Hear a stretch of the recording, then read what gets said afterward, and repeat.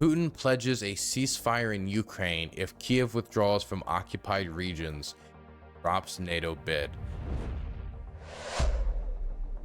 The way this is phrased makes it sound like Ukraine is occupying territory, but the way what it's trying to imply is saying that if Ukraine was to withdraw from areas that are currently occupied by Russia in any way, say the Donetsk region, which has cities that are still controlled by Ukraine, like Kramatorsk and Konstantinivka, for example, and they were to give that over to the Russians, give that more territory to the Russians, then that would be part of this deal. That's what it's meaning to say, but that's not what it comes off as. And that led to Twitter actually having one of those added context things where they talk about how this territory is legally occupied, it's not internationally recognized. Not a big fan with how the Associated Press put this headline. But just before I made a comment about that, we could read a little bit about it and then we'll listen to what Putin said directly. Russian President Vladimir Putin promised Friday to immediately order a ceasefire in Ukraine and start negotiations if Kiev began withdrawing troops from the 4 regions annexed by Moscow in 2022 for announced plans to join NATO. Ukrainian President Vladimir Zelensky rejected what he called an ultimatum by Putin to surrender more territory. Putin's remarks came as Switzerland prepared to host scores of world leaders, but not from Moscow, this weekend to try to map out the first step towards peace in Ukraine. Now, before I make my comments, I do want to be as fair as possible to the historical record. I am not a fan of Putin, but I am a fan of historical accuracy. So instead of just talking about what Putin said, I think it's better if we just listen directly to what Putin said. So let's find a quick clip of it. There's been a few translations online. I'm sure it shouldn't be a problem. Here we go. Wait, nope. No.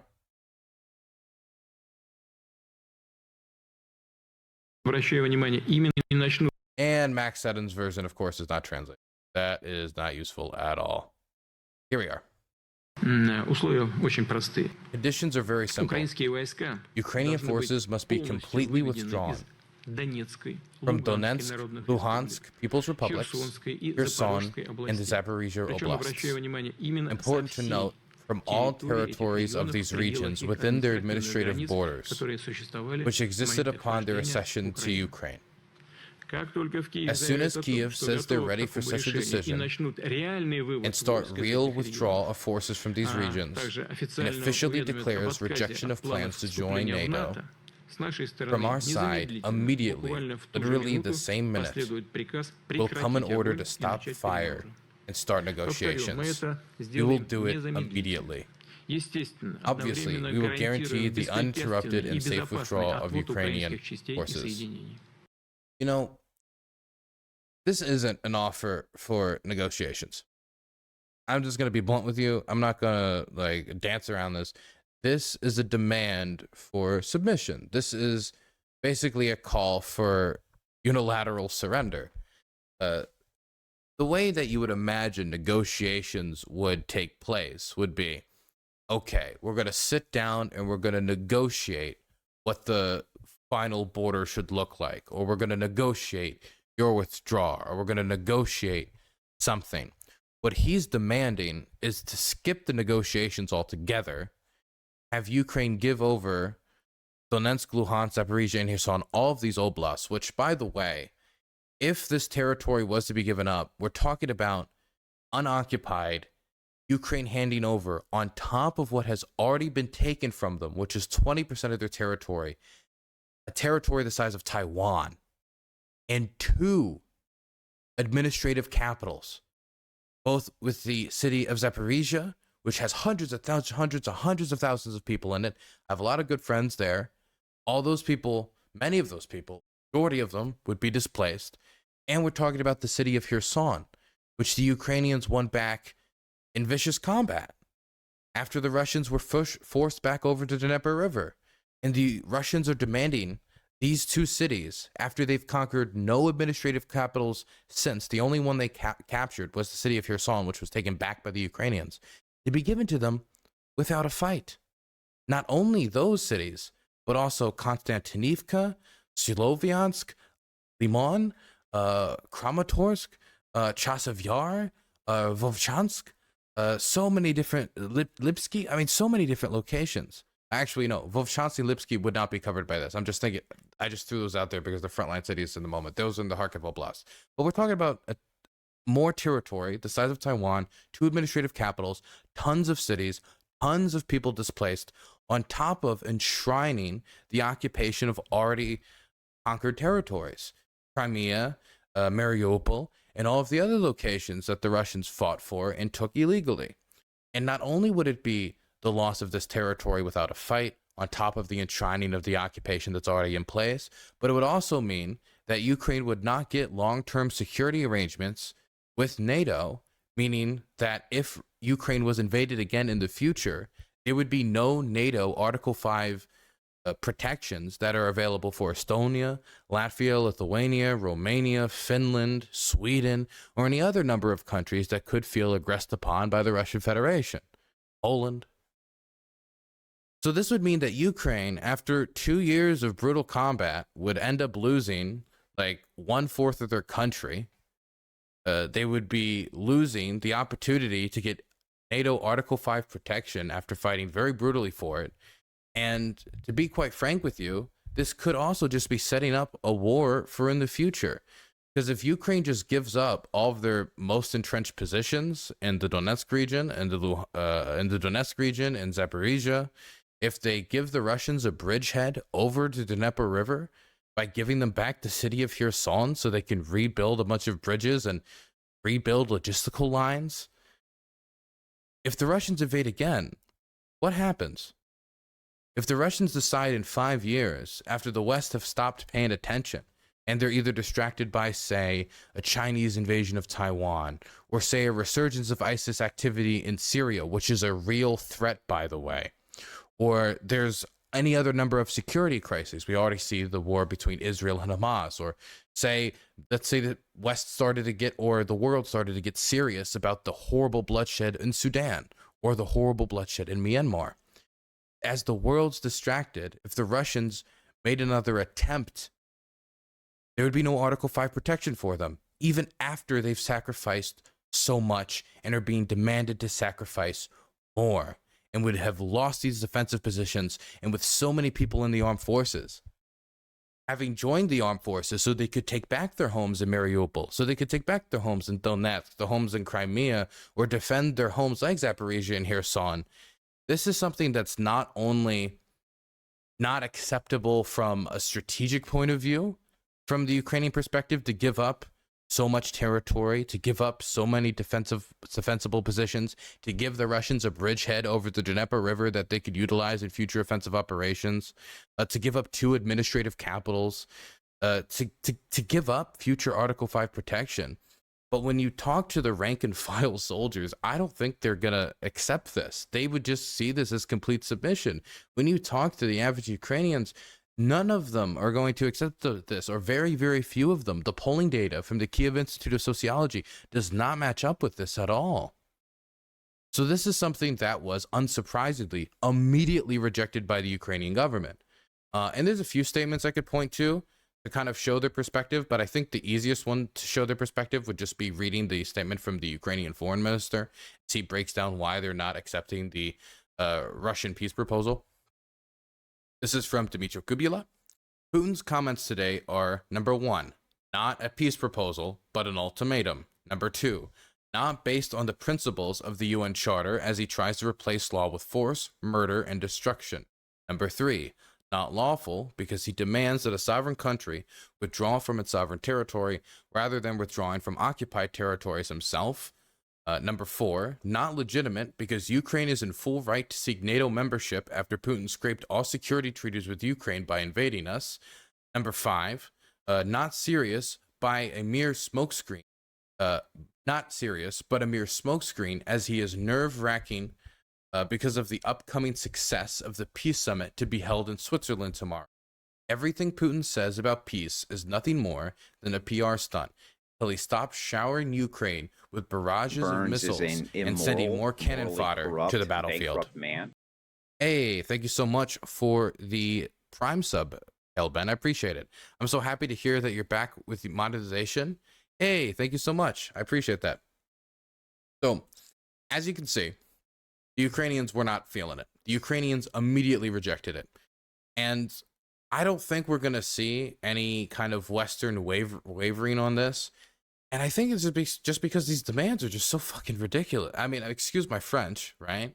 But, I mean, this isn't a freezing of the current front line, which is already something that would be unbelievably difficult for the Ukrainians to swallow. It's not a very popular position in Ukraine today. Could mean that the Russians could continue to pursue offensive operations in the future, certainly if there isn't any Article 5 protection for the Ukraine or some security pact, which would not only mean, hey, the security pact means here's financial aid to the future, military aid in the future, but if you're invaded, we will come and fight with you.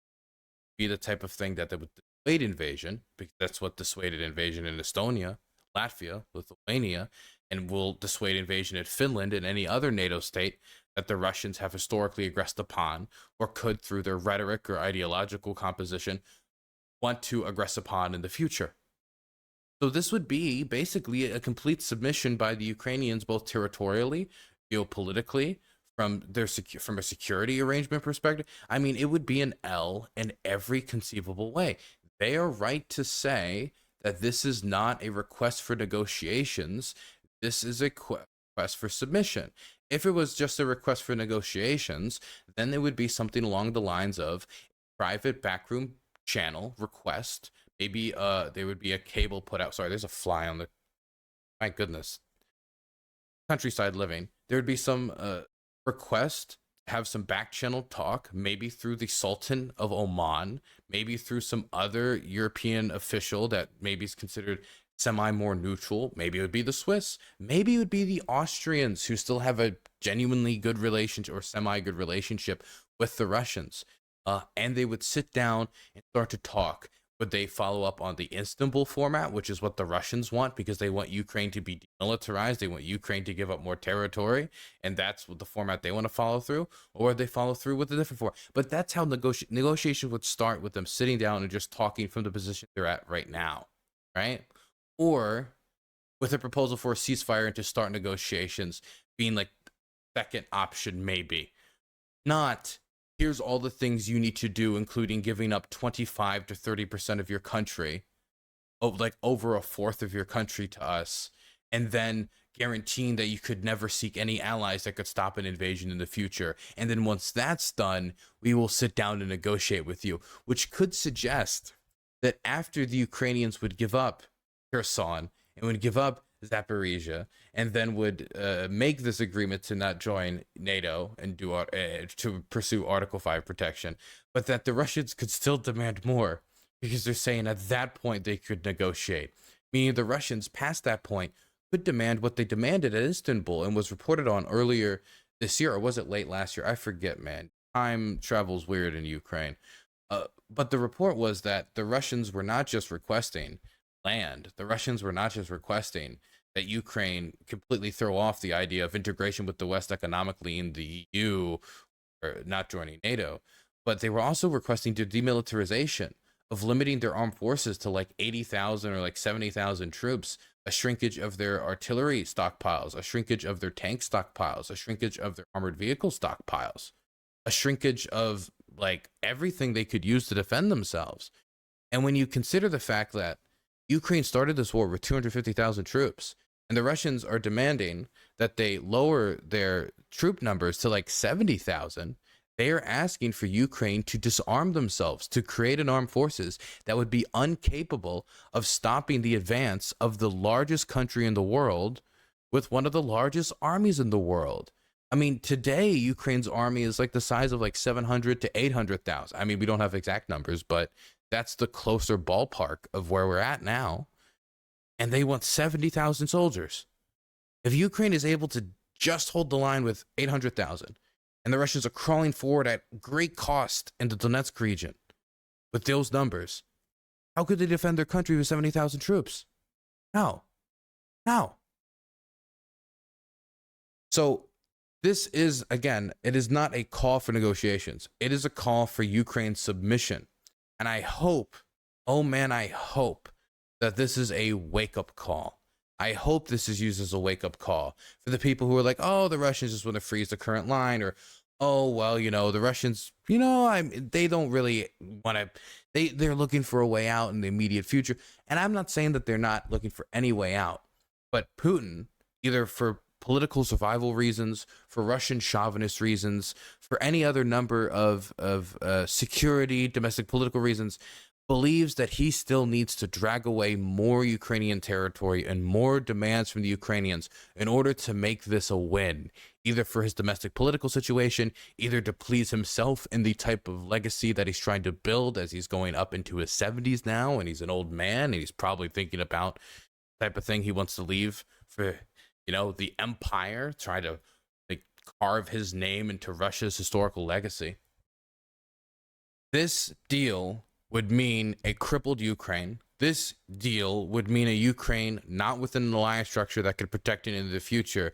And this deal is potentially not even the end of what the Russians would demand of the Ukrainians, since they say that this is just the starting point of negotiations. This is ridiculous. This is a request of submission 2 years into a war where the Russians have had unending problems after their offensive into the Kharkiv region failed to take Volchansk. Now, there's a question about how much of it was a divisionary operation and how much of it was an operation legitimately to get in range of Kharkiv with artillery ammunition and to start pounding the city again. It's hard to say, but these Russian demands are insane. And if anybody was to even be a proponent of the "we need to negotiate with Russia now" crowd, the reaction to this from a rational perspective, from somebody who genuinely believes in that, would be, okay, these demands are crazy, these demands are wild, let's support the Ukrainians until the Russians bloody their nose enough that they start submitting more reasonable demands. But do you think that that's the type of commentary we're going to get from, say, an Elon Musk, or say a Glenn Greenwald, or say all these alternative media figures who have been saying that we need to push Ukraine to negotiate for forever? Or do you think we're going to hear from people that either ignore these demands, they don't actually, it's not real, these are not the real demands, or give up 1/4 of your country? I don't think we're going to see some reflection of, oh man, the Russians really are crazy. After 2.5 years, they're still making demands like this. It was wild. But this is where Putin comes from. And I think we need to stop pretending that the Russians don't actually mean it when they start screaming at the top of their lungs, we want to build empire. Give us land and make Ukraine not protected. Give us land, and in this agreement, after you give us land, make it so that if we invaded again, you guys would not come to their aid.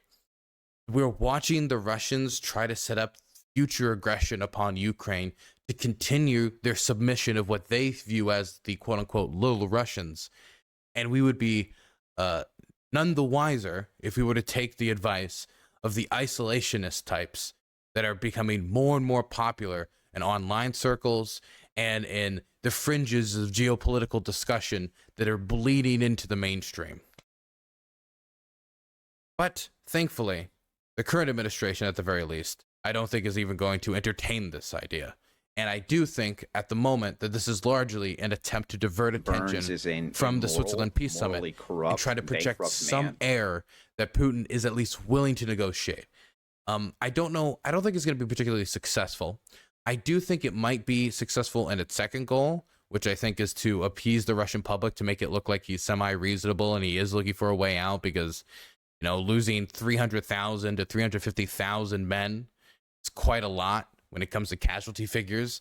As Westerners, it's kind of hard to comprehend that, because, America, we lost like 70,000 people in Vietnam. We're talking about 350,000 people being lost in Ukraine when we have a population that's like 3 times the size of Russia. And those loss ratios are it's just insane.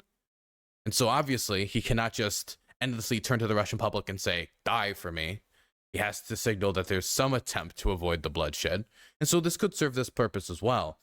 But from a perspective of peacemaking, this is a non-starter, and it should be treated that way. And anybody who doesn't treat it that way doesn't have the best interests of the Ukrainian people at heart, or future European security.